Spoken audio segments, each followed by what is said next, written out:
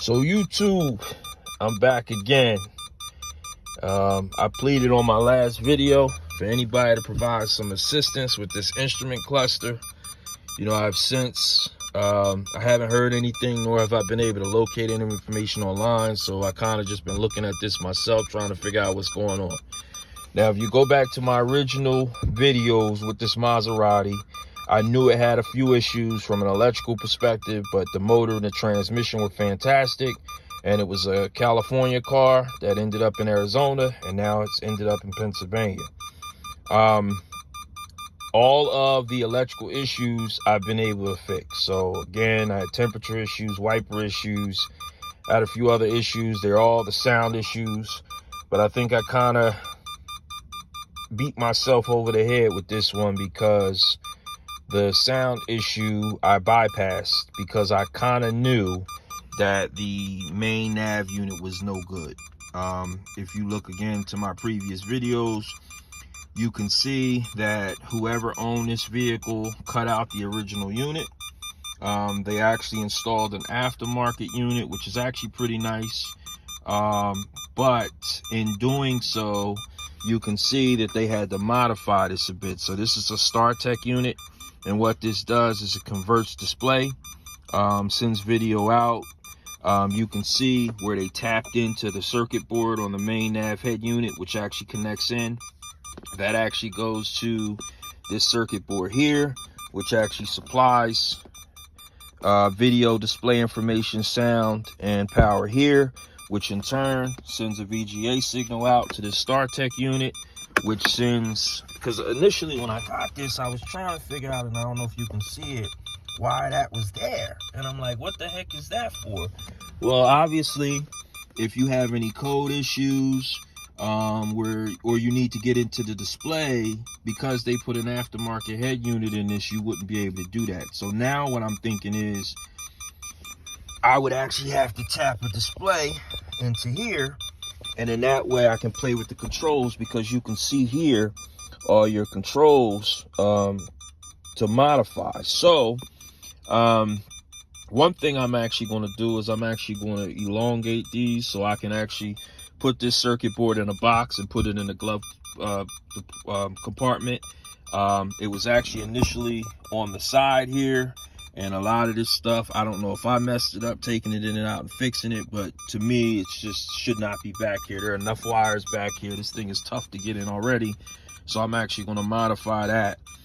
You can see here, like I said, where they contracted this, where they tied directly into the circuit board, and the importance of that is because this is all your controls. Everything is functioned through that nav unit. This is what I've learned with this experiment. So I'm back to the original point where I was at initially.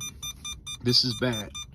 I checked the fuse several times. I powered it up several times. I'm not getting anything out of it. The hardest part of this actually was trying to find something with a VGA. Luckily for me, I had this old Vizio TV that still had a VGA port. I connected it here, and I got no VGA signal. Now that still could mean that my board could be bad, but the trunk lock not working, the door locks not working, the Bose amplifier not working. That's got to be it. And so this is actually fairly easy to take apart. I actually took it apart in the house just to kind of verify it. Initially I didn't want to have to attach it to the housing. I thought I could just bring it out and check it for power, but unfortunately the circuit board is required to use this, which is actually attached to this frame. But simple enough. You know, I'm just gonna disconnect this real quick and show you. It's just all clipped in. So I'll pull this out. I gotta extend those wires anyway. This actually can sit here, no problem. I'm gonna buy a box for that. This is actually, you can see they kind of tapered that there and put some silicone there so that they could get that to work. You know, that rear connection has to come out here in the back, but you can see here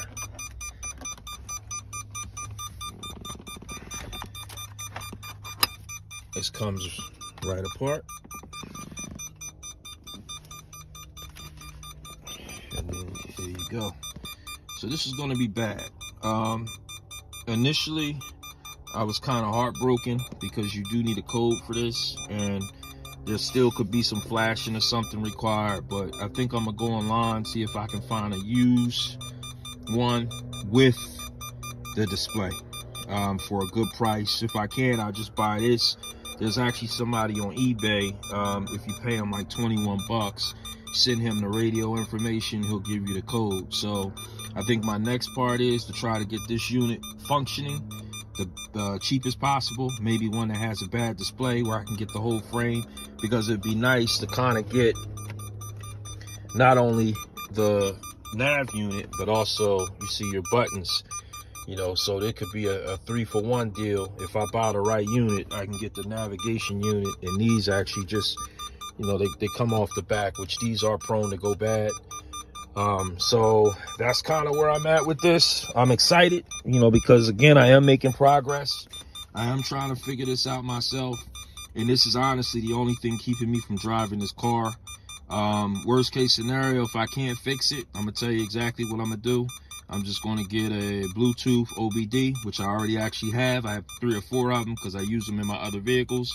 Download the Torque app and just watch my speed from there, because honestly, I don't care about the gas gauge. Now, I mean, you want everything to work, right? You know, especially your temperature and your speedometer. You know, if I can get the tach to work, great. If I can't get the tach to work, it's not the end of the world, because there are other electrical options that I can look into. But that's kind of going to be my next step here. Is going to be order one of these units, replace it, hook it up to that TV. Hopefully I can get some signal out of that circuit board. I'm going to relocate that circuit board into the glove box, put it in like a nice little box. That way I'm easily accessed to it. And then I think from there, I'm golden. So again, thank you for your... Okay, before I end this, I think